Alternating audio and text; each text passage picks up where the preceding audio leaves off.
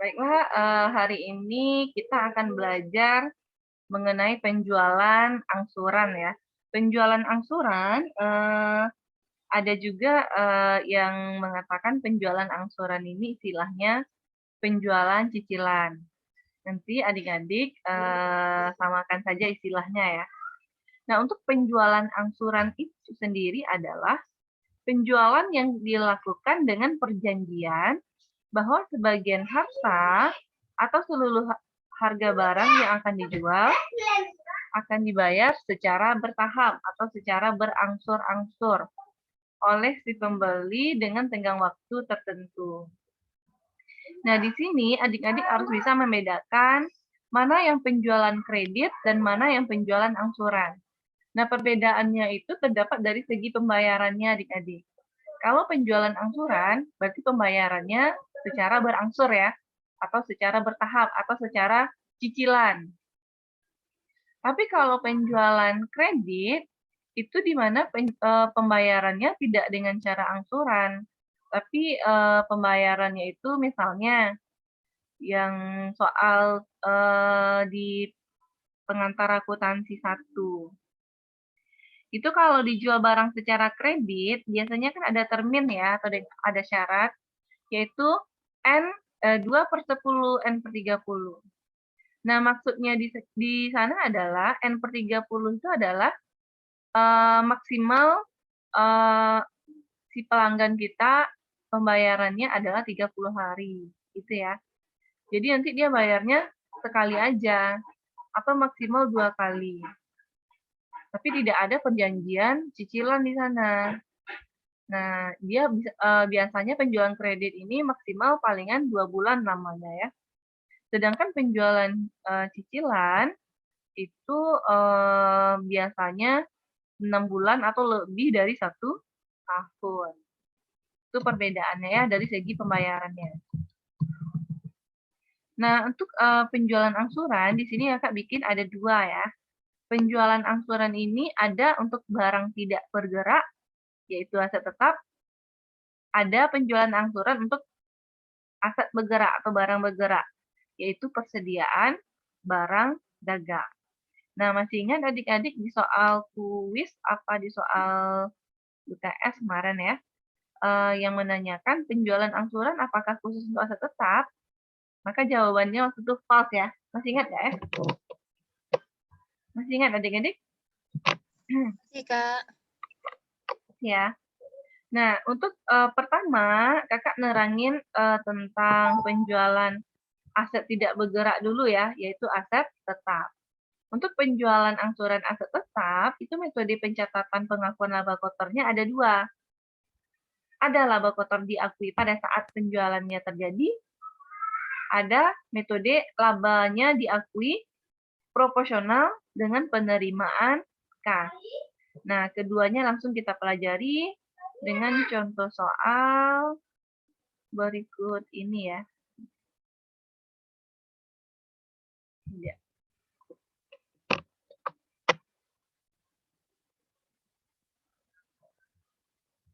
Nah, contoh soalnya adalah perusahaan real estate pada tanggal 1 Agustus 2019 menjual rumah kepada Tuan Tejo dengan harga 75 juta. Harga pokoknya 45 juta. Oke, harga 75, harga pokok 45. Berarti berapa laba kotornya itu, Andra? Harga 75, harga pokok 45. Berarti laba kotornya, Andra? 25, Kak. 75 Enggak. 30 berarti ya? 30. Maka jurnalnya, kita langsung lihat aja ya jurnal kedua metode. Kalau metode laba diakui pada saat penjualan, jurnalnya adalah piutang angsuran kita debit sebesar harga jual 75 juta. Yang kita jual apa? Rumah ya. Kreditkan rumahnya sebesar harga pokok 45 juta. Kreditnya apa? Kreditnya adalah laba kotor penjualan rumah atau laba penjualan rumah. Nah, untuk metode yang kedua, laba diakui proporsional dengan penerimaan kas, itu perbedaannya hanya pengakuan labanya saja. Kalau metode pertama tadi, labanya diakui sebagai laba kotor penjualan rumah ya. Kalau yang kedua, itu diakui sebagai LKBD, laba kotor belum direalisasi. Nah, tahukah adik-adik perbedaan akun ini, akun laba ini sama LKBD? Di mana kita sajikan muti, laba kotor penjualan rumah? Kita menyajikan akun laba kotor ini di laba rugi atau di laporan posisi keuangan? Laba rugi, Kak. Nah, ini letaknya di laporan laba rugi ya, adik-adik. Berarti ini akun laba rugi nih. Akun laba rugi. Nah, tapi akun LKBD masih ingat nggak pas kita belajar KPKC? Ada akun LKBD kan? Laba kotor belum direalisasi. Laba kotor belum direalisasi letaknya di mana, Marwa?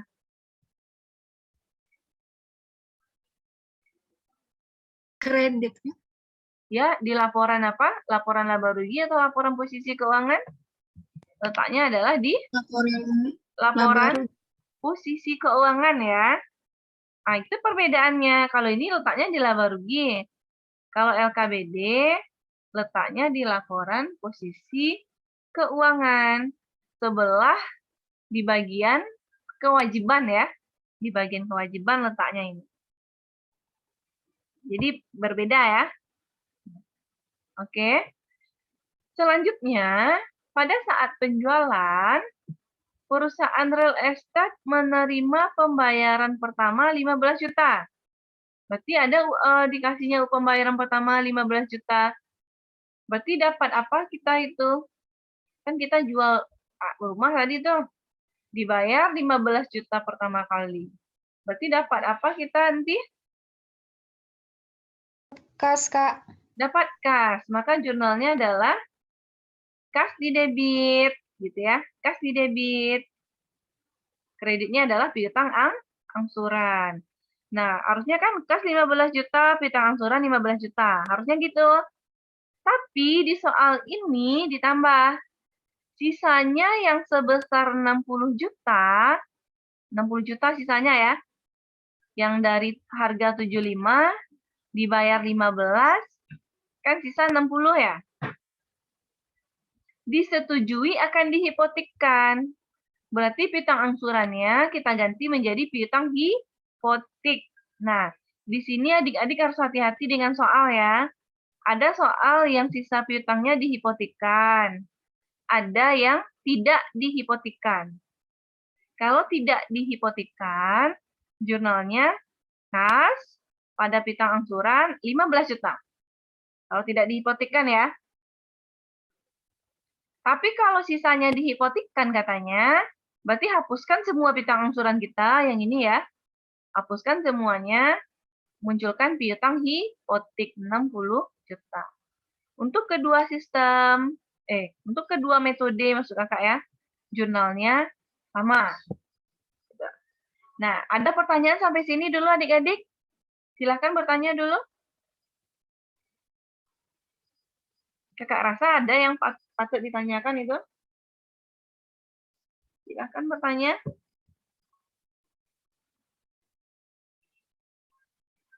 Anti, Dewi, Andra, Kuntum, Muti, Rukmana, Caca. Ada yang bertanya kan? Kak, Ya. maksudnya dijadikan hipotek itu gimana? Itu dia. Itu maksud kakak mancing ini ya. Kita hipotek. Kenapa? Apa maksudnya dihipotekkan? Dihipotekkan itu maksudnya kayak gini ceritanya. Misalnya ada orang jual beli rumah kredit, rumah kredit. Kita kalau beli rumah, kita belinya kan ke apa namanya tuh? Ke developer ya. Kita kan belinya ke developernya. Kita belinya kredit. Sebenarnya kita kreditnya ke siapa ya? Ke developer atau ke bank kita kredit?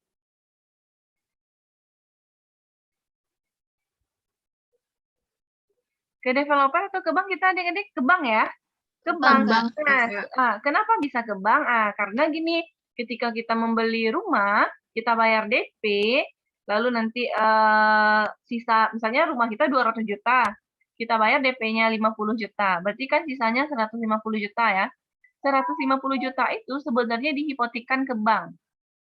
Kita harus ada dijaminkan dia ya. Nah, apa yang menjadi jaminannya nanti? Nah, kita belum boleh mendapatkan sertifikat rumahnya. Sertifikat rumahnya itu oleh orang developer dikasihkannya ke bank gitu ya. Jadi ada jaminan. Jaminannya itu berupa sertifikat rumah kayak gitu. Jadi itu maksudnya dihipotekkan. Jadi nama piutang kita berubah menjadi piutang hipotek adik-adik. Artinya urusan kita ini sama si bank lagi. Sama si bank ya. Makanya namanya piutang hipotek. Gitu, Munti. Jadi piutang hipotek itu piutang yang ada jaminannya ya, dijaminkan. Oke? Nah, lalu di soal katanya kan sisanya dibayar 20 kali angsuran ya, tengah tahunan. Tengah tahunan ini maksudnya sekali 6 bulan ya adik-adik, sekali 6 bulan. Ditambahkan bunga 12% setahun. Bunganya dihitung dari sisa angsuran yang belum dibayar. Komisi dan biaya penjualan dikeluarkan sebesar 2.250.000. Kita catat ini dulu. Beban komisi dan penjualan pada kas 2.250.000. Kedua sistem sama.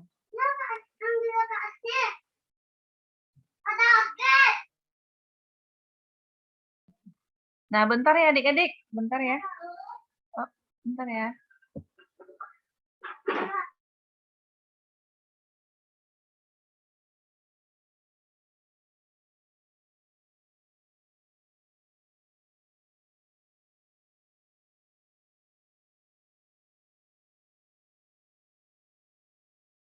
Nah, lalu adik-adik, kan udah kita catat tuh beban komisinya. Nah, kan katanya tadi pembayaran angsurannya sekali 6 bulan ya. Kita tadi melakukan penjualan tanggal berapa? 1 Agustus. 1 Agustus ke 6 bulan yang akan datang, tepatnya tanggal berapa tuh, Dewi? 1 Agustus ke 6 bulan yang akan datang, berarti hitungannya September, Oktober, November, Desember, Januari, Februari. Desember. Februari, Kak. Awal Februari ya. Nah, awal Iya, Februari tahun depan. Sebelum tahun depan ya. Sebelum tahun depan itu kita harus bikin dulu jurnal penyesuaian di akhir periode.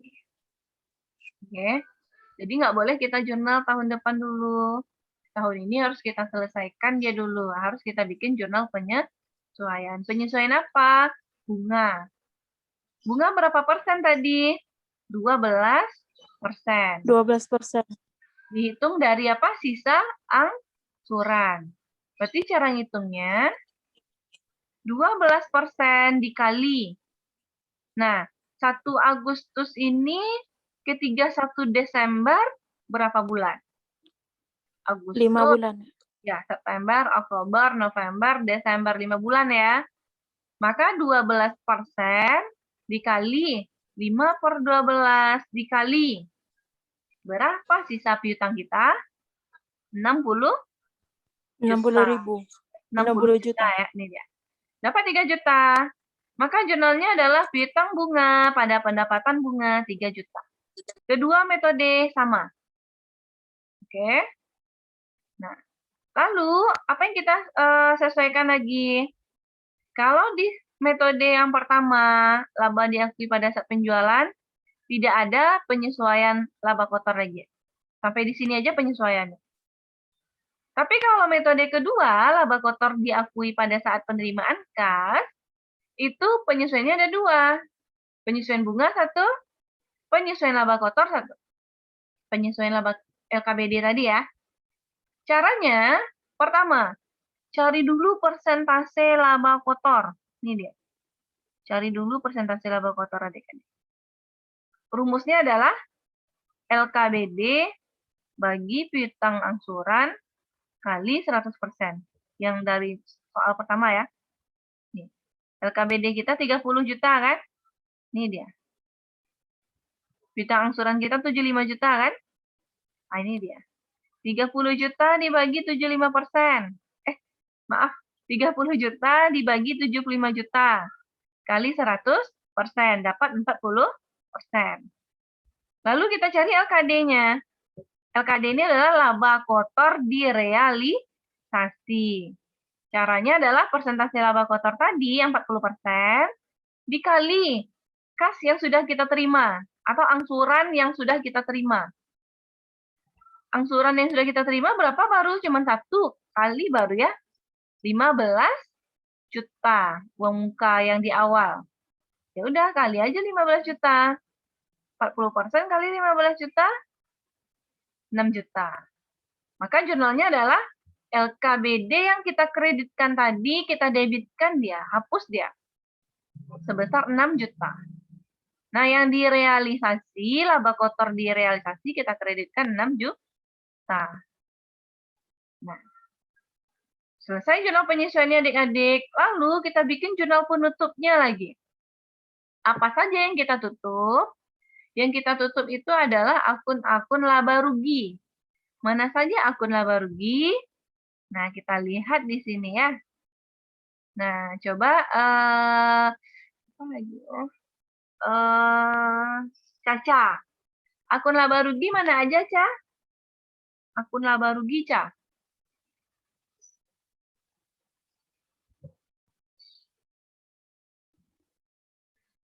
Caca?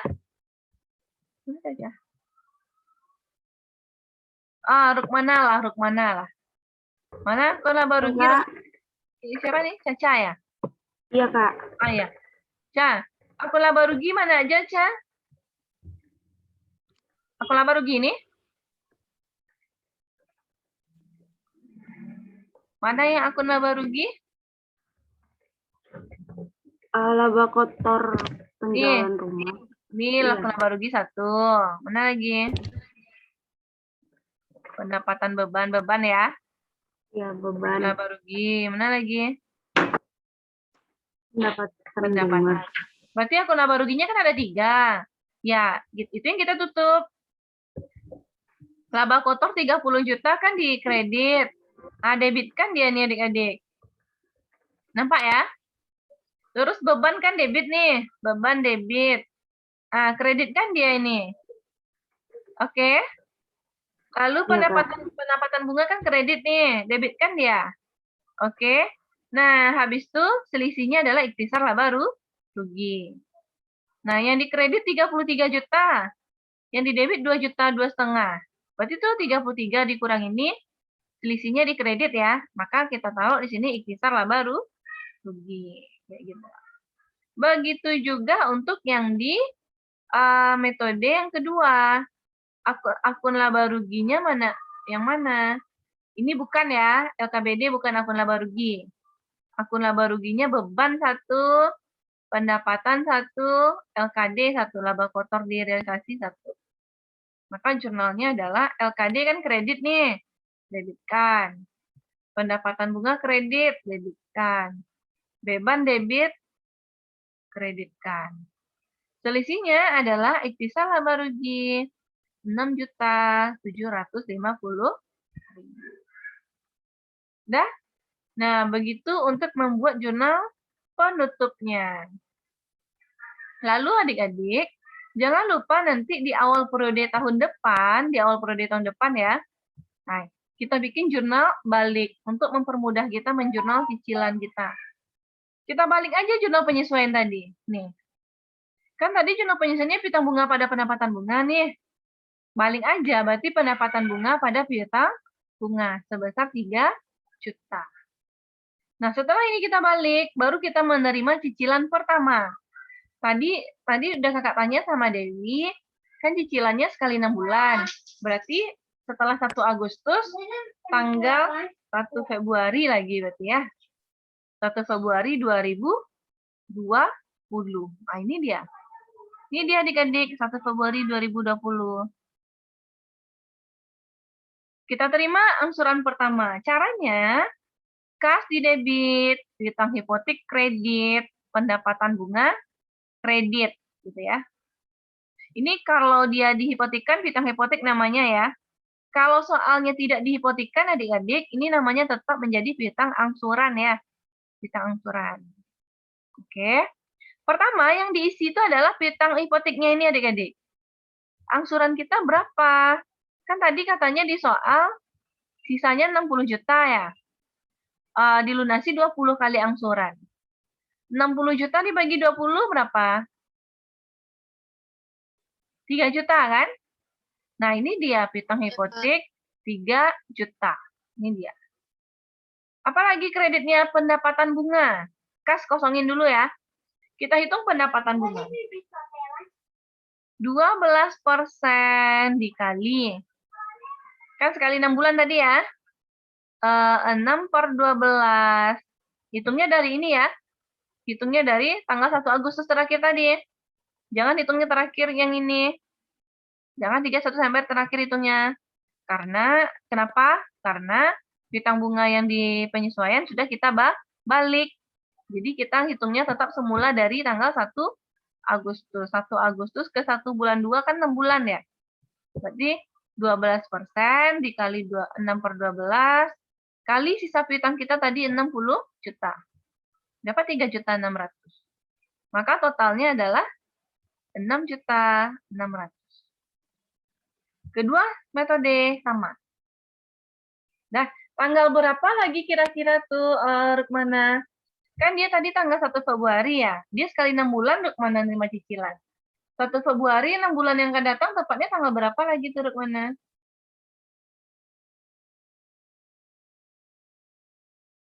1 Juli, Kak. Oh, kita hitung ya, Februari. 1 Februari ke 1 Maret 1 bulan, 1 Maret. 1 Maret 15.000. 1 Maret, April, Mei, Juni, Juli, Agustus, September. Kelewat kakak ya. Ini nggak konsen nih berarti ini kakak. Apa tadi tuh? Maret, April, Mei, Juni, Juli, Agustus ya. Ah, ini 1 Agustus. Ini dia. Kas, debit, sama ya, sama jurnalnya, piutang hipotek kredit, pendapatan bunga kredit. Piutang hipoteknya sama, setiap sekali 6 bulan 3 juta terus. Bunganya yang berbeda adik-adik. 12% kali 6/12 dikali. Tadi kan piutang kita masih 60 juta tuh tadi. Sudah dibayar 3 juta. Itu tinggal 57. Nah, ini dia. Sehingga bunganya 3.420. Ini tambahin dia, dapat 6.420. Kedua metode sama. Habis itu tanggal berapa lagi angsurannya? Habis 1 bulan 8, Andra. Tentu nanti 1 bulan 2, 2001 lagi, Nanda. 1 Februari 2021. Nah, sebelum kita ke 2021, kita harus membuat jurnal penyesuaian. Penyesuaian apa? Bunga. 12% dikali 1 Agustus ke 31 Desember kan 5 bulan tadi ya. 12% kali 5/12 dikali enggak 57 lagi nah. 57 udah dibayar 3 juta tuh tinggal 54. Dapat 2.700.000. Kedua metode sama. Apa lagi penyesuaiannya? Nah, penyesuaian laba kotor di metode pertama nggak ada, di metode kedua ada. Caranya sama kayak tadi adik-adik, kan tadi persentase laba kotor udah kita cari 40% ya. Berarti di sini sama juga. Ini 40% juga. Kalilah dengan angsuran yang sudah kita terima. Di tahun 2020 berapa kali angsuran kita terima tadi? 2 kali kan? Di sini sekali 3 juta, di sini sekali 3 juta. Berarti angsuran yang sudah kita terima 6 juta. Berarti 40% kali 6 juta. Dapat 2.400.000. Ini dia. LKBD pada LKD 2.400.000. Oke ya, kakak lanjut dulu ya. Nanti kita latihan. Lalu kita bikin jurnal penutup. Yang kita tutup adalah akun laba rugi. Tapi yang kita tutup yang tahun 2020 saja ya. Apa saja transaksi kita di 2020? Nah, cuman ini, ada lagi di atas ya. Nah, ini transaksi kita di 2020. Mana akun laba ruginya ini, Andra?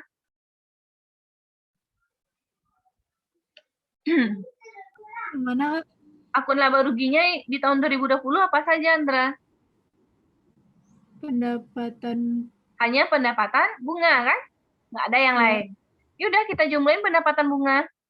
Ini kan di kredit nih 3.600.000 tambah, kayaknya kakak ada salah jumlah, coba dulu ya adik-adik.